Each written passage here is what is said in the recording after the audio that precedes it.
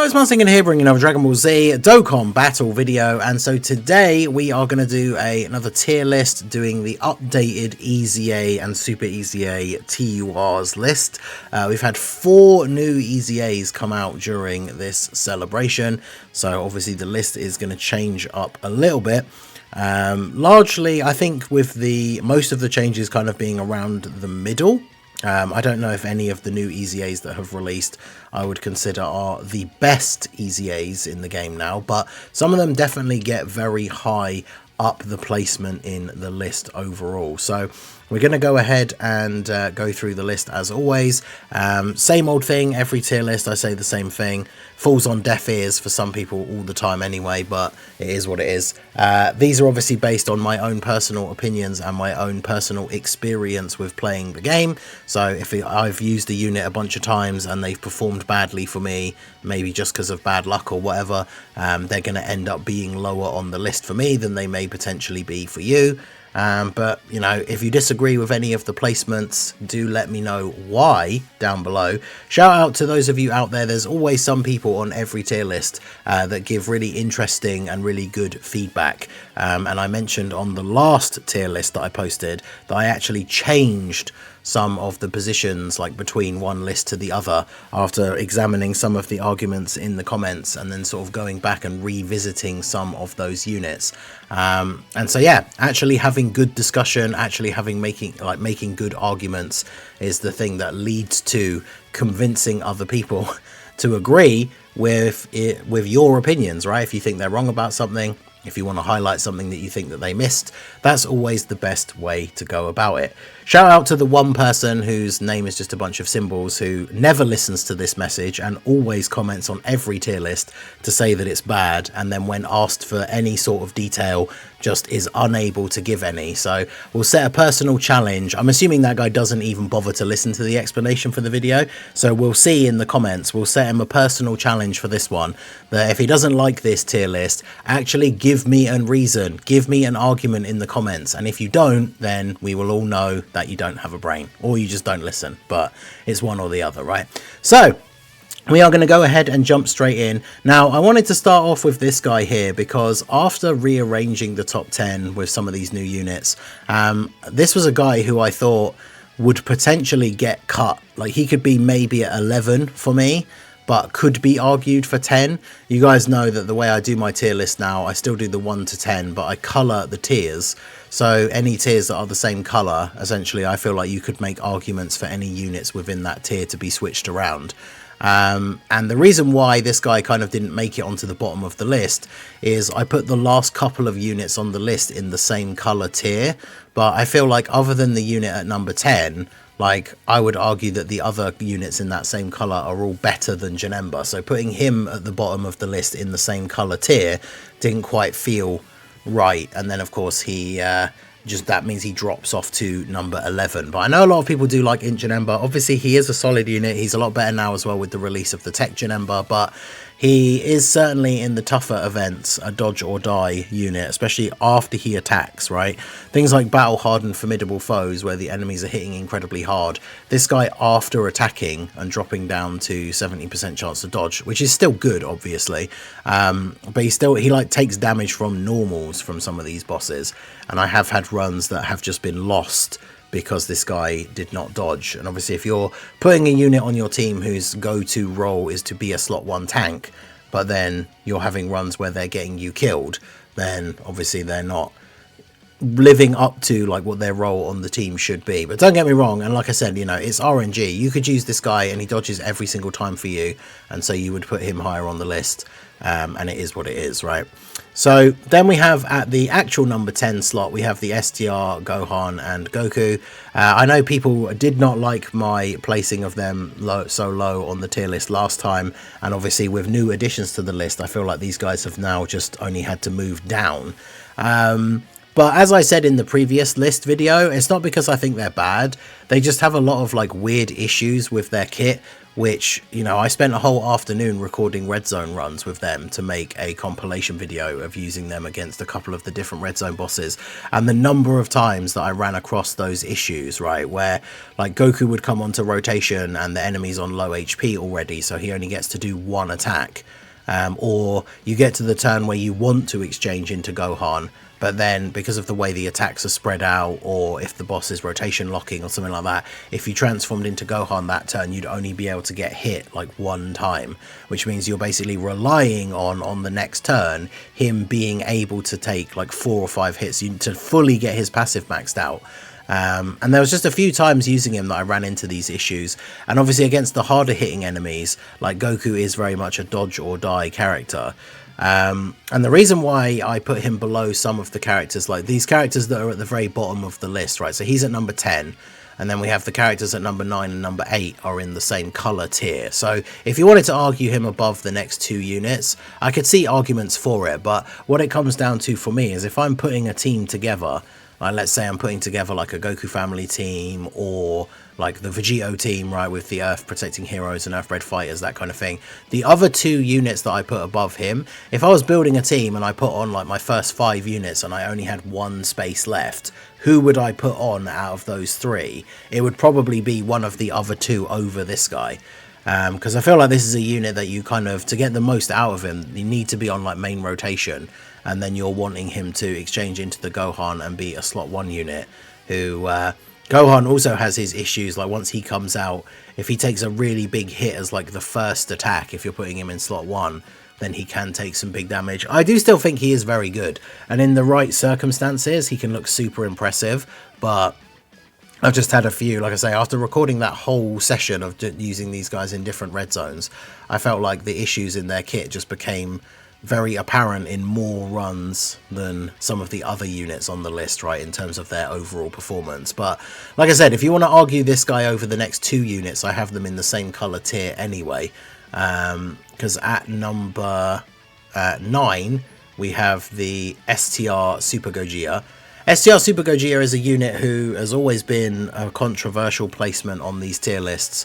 I always see there's the odd comment with people that agree with me, and then there's always the few comments of people saying that they don't understand why Gogeta was so high on some of the previous lists.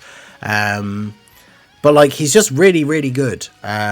He does loads of damage, he lowers attack, which is useful in some events, obviously. He has good damage reduction. I say this in every list to like justify his placement, although obviously now he's at number 9, right? So now he's near the bottom of the list. Although someone in the last tier list said they weren't sure they would even have him in the top 10. But as long as his guard is active, this guy can tank like 5 million damage hits if he's got his full build up, which is obviously very good. And he's doing decent damage as well as buffing everybody's attack. Now, the big issue with him, of course, is when you're fighting a superclass enemy, which a lot of the newer like final stages are against. He only has a great chance to guard, but again, like going off of this list is based on my own experience. The few times I've used this guy on teams when I've been doing some of those red zones or whatever where you fight superclass characters, I actually haven't had the issue of him not getting his guard and then getting killed. So obviously if you have, I can understand why you would put him slightly lower. But yeah, I put him at number 9, and at number 8 we have the Path to Power Kid Goku. So these guys are 8, 9 and 10, and they're all in the same colour tier. If you want to switch them around in any order, then I can see arguments for it. The Kid Goku is the one out of the 3 that like almost any team that he's on, like the example that I gave, if you've already put the first 5 units on the team and you don't know who else to put on the team, you can just throw this guy on there, right? Because even though he has the unit super, and gives support specifically to like DB Saga Youth or Dragon Ball Seekers, you don't need to be running that kind of team for him to be useful.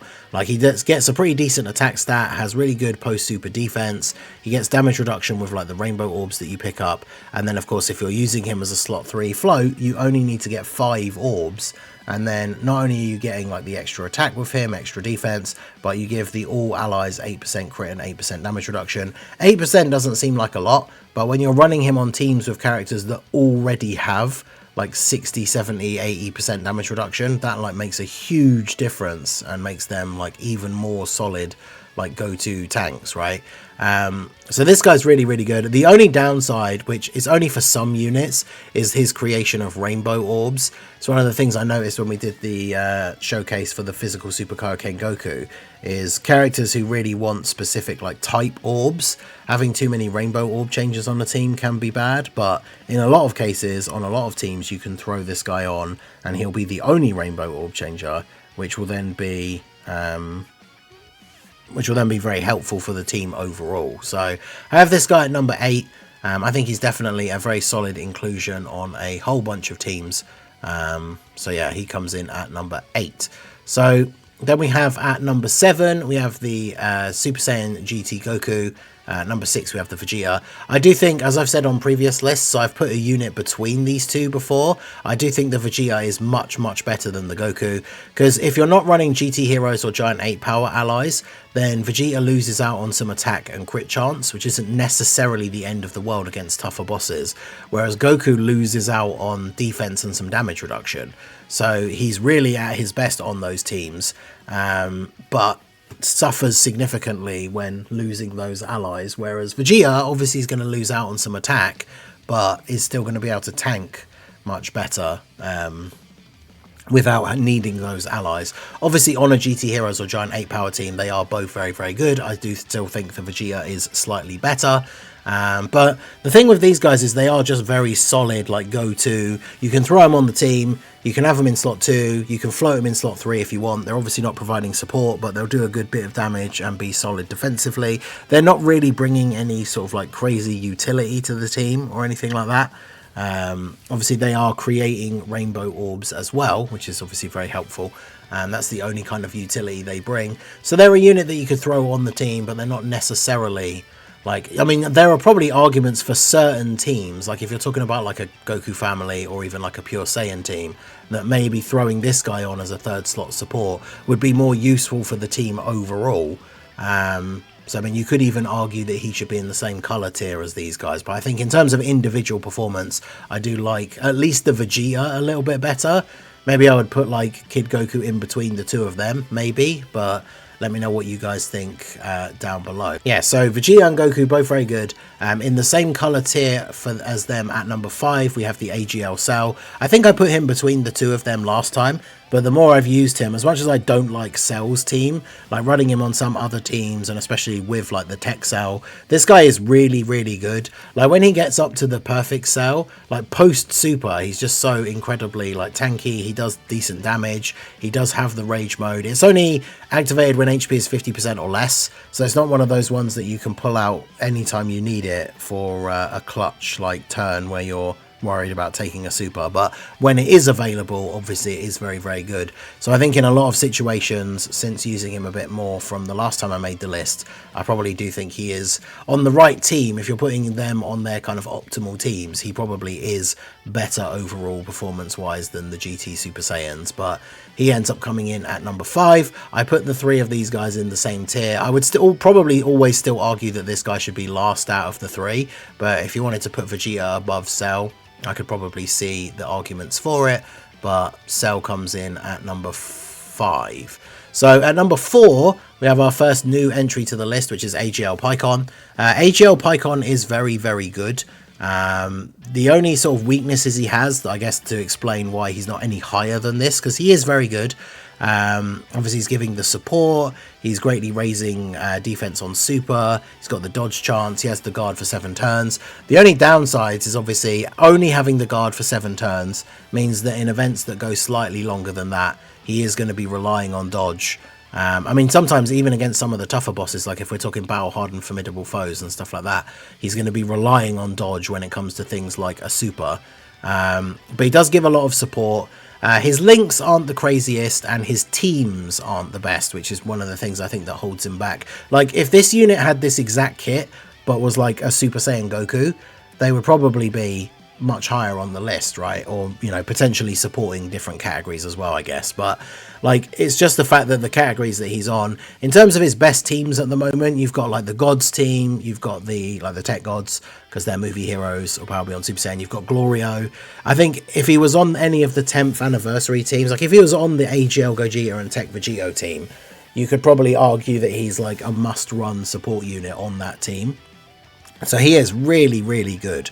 The unit super obviously is triggered by the 10th anniversary LRs as well, but yeah, he's not on their categories. I made a mistake in his showcase as well. Like, he's not on accelerated battle. He's only in the he's on Glorio's team because he's on Battle of Wits. But when you look at his categories, it's like movie heroes. Connected Hope is okay for the most part, but the team itself, just as a whole team, is not the best. Battle of Wits obviously is a solid, like, has some solid options on it. But again, like, if you were just running a solo Battle of Wits team, it's not the craziest. And then tournament participants obviously has been buffed in this celebration, but it's a bit of a weird choice because obviously I'll get his name right in a second. Paikuhan is a super class support unit who gives extra support to other World Warriors or Connected Hope. So he's no use to Cell on Cell's team. But he is still a very solid unit. Super class support. As we get some buffs with some other leader skills where he is then going to be able to go on full 200 or even 220 leads with some of the best units in the game, then he is going to end up, like I say, being like a must run unit on those teams. So he is very, very good, and he is at number 4. And at number 3 we have Tech Janemba. So Tech Janemba, obviously very, very good. I know a lot of people are not happy with the thing where he's now losing damage reduction as he gets hit, but I mean, the thing with him is he didn't have any damage reduction to start with pre-EZA. He had the thing where getting the rainbow orbs gave him damage reduction. Now he has 50% base damage reduction, but he starts losing it as he gets hit. So on turn 1, like in slot 1, he has 80% damage reduction and guard, which is really, really good, while providing support to extreme class allies. The extra support goes to Corroded Body and Mind or Uncontrollable Power, which is really good because obviously you've got all the Janembas, but Uncontrollable Power gives you like the Brolys as well as characters like Buuhan and stuff like that. So he's really, really good as an extreme support. And the thing is, the reason why I don't like hate his loss of damage reduction maybe as much as some other people is then they made the Super Janemba transformation like actually really good as well. So once his damage reduction has started to degrade to the point where he's not really going to be as good at tanking, even potentially post super, then you switch over to the Super Janemba, and then you have guard, high chance to dodge. If you get the orbs, it's actually like 80% chance to dodge. He has that little bit of damage reduction before receiving an attack as well. And then he gets a huge amount of attack and defense like when he actually attacks. So this guy's really, really good. And rather than just necessarily relying on dodge, like post super, his defense is really high. Plus with the guard as well. So he is very, very good. He is going to be a must run on a lot of these extreme teams as extreme starts to get more buffs. Obviously, since the 220 meta has come into effect, we've only gotten the Cell, and he doesn't really lead like a fully dedicated extreme team. I mean, this guy's not even on his leader skill, right? But as we start to get upgrades for things like movie bosses, Uncontrollable Power, especially like transformation boost, right, with so many extreme characters being on there, this guy is going to be a go-to character to run to provide support at first, and then towards the end of the event transform and just help like close out the event. I've had this guy doing like triple 35 to 38 million like super attack turns, so definitely a very, very good unit, and he is at number 3. So obviously that leaves the top 2 spots. They remain the same as my previous list, Cell and Buuhan. They're in the same color tier, so if regardless of which one you think is number 1, I think these guys are number 1 and number 2. I still put Buuhan at number 1 because there's been a couple of instances where one of the big things that I've mentioned before is that Cell gets an additional attack that has a high chance to become a super, whereas Buuhan gets a guaranteed additional super. And I have had instances where Cell doing an additional normal instead of an additional super has meant that we haven't killed the boss that turn, which isn't always necessarily the end of the world. It doesn't necessarily lose you a run, but depending on how the flow of the battle is going and like whether you need the fight to end on that particular turn or not, getting a guaranteed additional super over a 50% chance to get a super does make a significant difference.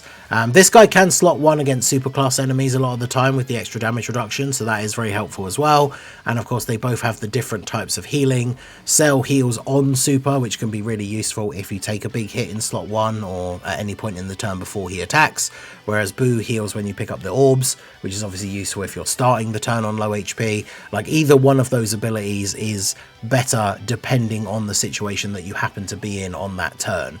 But both of these guys, they are number 1 and number 2. if you want to put them in any order, I don't think it matters too much. I put them in their own separate tier.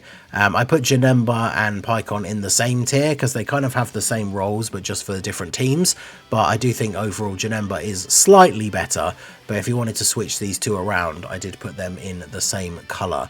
So if we go ahead and take a look at the list here, in reverse order, I put Janemba at the bottom as like the little honorable mention, but number 10 we have Goku and Gohan, number 9 STR Super Gogeta, number 8 Physical Path to Power Kid Goku, number 7 Physical GT Super Saiyan Goku, and then number 6 is Int GT Super Saiyan Vegeta, number 5 AGL Cell, number 4 AGL Paikuhan, number 3 Tech Janemba, number 2 Tech Cell, and number 1 Int Buuhan. So in Buuhan staying on top.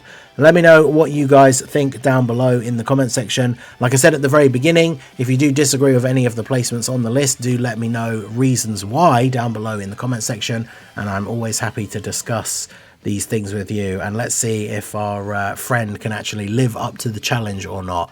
I guess we will see in the comment section. So that is going to be it for the video, guys. This has been the Master Ningen. Smash that like button, subscribe to the channel if you are new, check out the links down below, and I will see you all again soon. Have a good one.